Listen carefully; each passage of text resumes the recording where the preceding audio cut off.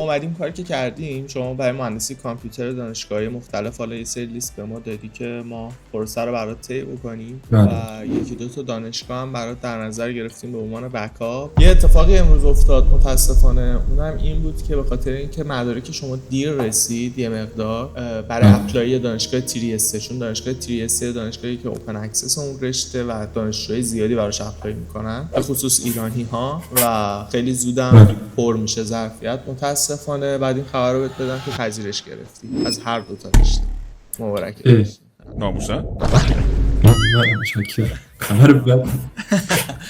آره گفتم سورپرایزت کنم. خوبیش این بود که میدونم این رشته اصلیت نیست، رشته بکاپ بود واسه در نظر گرفتیم که انشالله جاپات سفت بشه. الان میدونی که ایتالیا رو میتونی بیای، پذیرش رو گرفتی، همه کارا میتونه انجام بشه. انشالله میریم برای رشته مهندسی کامپیوتر که آزمون ورودی داره، آزمونو بدی و بتر کنی، رشته مورد علاقه خودت پذیرش بدی انشالله.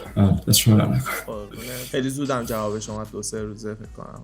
آره تعجب کردم. مبارکت باشه.